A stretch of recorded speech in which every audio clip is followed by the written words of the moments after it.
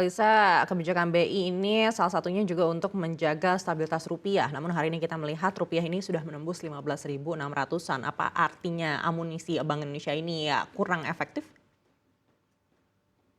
Saya melihat bahwa sebenarnya BI sudah banyak banget kan, udah mengeluarkan DHE, SRBI, ya pokoknya macam-macam ya, udah banyak, masif dengan triple intervention juga terus dijaga. Nah, itu memang kuat sekali sih tekanan higher for longer-nya. Jadi ketidakpastian globalnya yang begitu kuat. Jadi meskipun kita amunisinya sudah bertambah, tapi kekuatan globalnya sendiri memang bertambah sih. Jadi memang ini tidak bisa diselesaikan hanya dengan monetary policy domestik, perlu sinkronisasi ataupun harmonisasi sinergi kebijakan di level internasionalnya sih, seperti itu.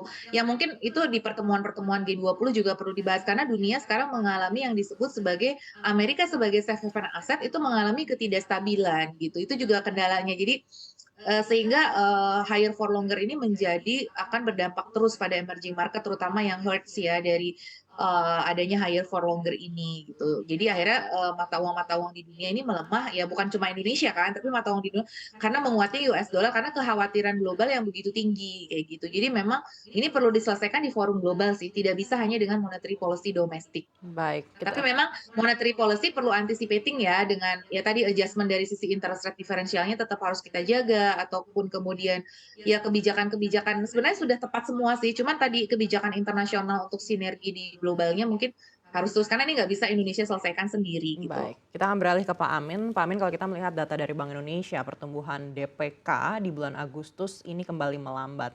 Sebelumnya sempat melambat, lalu kemudian bertumbuh lagi, lalu di Agustus melambat lagi. Evaluasi dari Anda seperti apa? Ya, kalau kita bicara DPK ini untuk industri gitu ya, pertumbuhannya kan fluktuatif, banyak faktor sebenarnya. Kalau kita bicara terkait dengan ketatnya likuiditas itu juga berpengaruh. Itu yang pertama. Yang kedua, bisa saja karena kondisinya saat ini banyak instrumen-instrumen lain yang ada beredar di masyarakat, membuat masyarakat kemudian shifting, sedikit shifting gitu ya, tidak hanya kemudian kita bicaranya kan keperluan ini bisa juga untuk investasi, sekedar untuk transaksi gitu ya, agak sedikit shifting. Ya, kita lihat ada berbagai macam pilihan instrumen lah untuk kemudian masyarakat menanamkan atau menyimpan dananya ya, sehingga itu agak shifting. Tapi ini Artinya instrumen investasi yang dikeluarkan Bank Indonesia ini akhirnya jadi menguras likuiditas perbankan menurut Anda? iya, tidak demikian, maksudnya ini akan menjadi salah satu potensi buat bank menjadi agak bermasalah gitu ya secara umum, karena kan kalau bicara DPK ini kan banyak faktor, kan harus dilihat dari dua sisi juga ya. Dari sisi bank kan pasti apa saja kemudian pasti nomor satu mungkin suku bunga ya, kemudian atau apa yang kemudian ditawarkan sehingga menarik buat nasabah atau calon nasabah. Sebenarnya dari sisi nasabah tadi yang saya sampaikan, ada pilihan instrumen lain. Dan selain itu juga yang ketiga, kalau tadi saya sambungkan satu dua, yang ketiga mereka masih melihat ya wait and see, karena kan sekarang ini masyarakat kalau mikir mau nyimpan, karena atas kelebihan tertentu.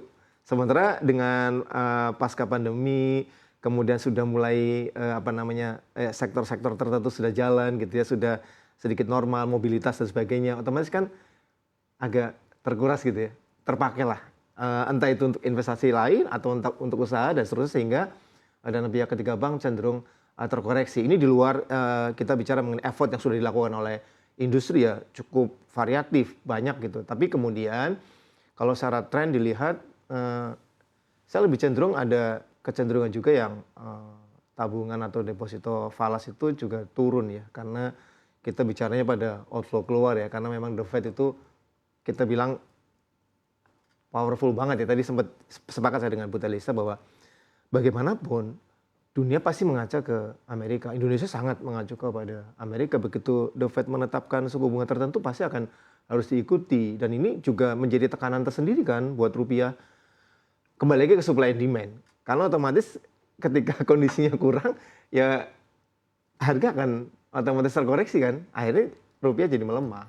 Saya Pertanyaan ngeliatnya saya seperti terkait itu. dengan hal itu, ini juga cukup menarik Pak Amin. Iya, Higher for longer ini katanya iya. Bu Telisa tadi tekanannya masih cukup kuat Masih begitu. cukup. Artinya apabila ternyata The Fed ini mungkin akan stay di suku bunga tinggi yang cukup lama, apakah ada peluang bagi Bank Indonesia mungkin ahead the curve bisa memangkas suku bunga lebih dulu di saat rupiah kita juga sekarang sudah ternyata terimbas juga? Ya, tapi ini perlu pertimbangan yang cukup besar juga ya karena melihat kalau di secara global Amerika ini kan kondisinya masih belum stabil. Indonesia memang sudah stabil, inflasi sudah melandai, kemudian sudah bergerak itu ya ekonomi secara umum. Kita bisa katakan stabil lah Indonesia. Artinya kalau kemudian berani untuk berbeda gitu ya, menurunkan, saya sih tidak terlalu yakin. Kenapa? Karena masih banyak juga di regional maupun global yang wait and see. Karena kan kita pahami kalau tadi Bu Telisa mengatakan ya kita butuh tidak hanya sekedar kebijakan secara internal maksudnya domestik di Indonesia, tapi juga perlu bicara secara global di berbagai macam kesempatan. Harus ada dorongan lah secara global sehingga bagaimanapun kan kita harus ngikuti ya. Nggak mungkin kan kita nggak bisa bicara sendiri, perlu kolaborasi, kita perlu kerjasama. Jadi kalau itu dilakukan dan ada upaya yang setidaknya ngerem tidak sampai harus 2-3 kali menaikkan lagi, cukup sekali misalnya. Ada kemungkinan rasa percaya diri di Indonesia bisa. Tapi kalau kemudian ternyata tidak ya otomatis akan ngikut, Mbak. Akan sulit rasanya kalau kemudian Artinya kalau satu berbeda. kali dan mencapai peak ini mungkin BI akan lebih optimistis gitu Iya. untuk bisa memangkas lebih cepat. Betul.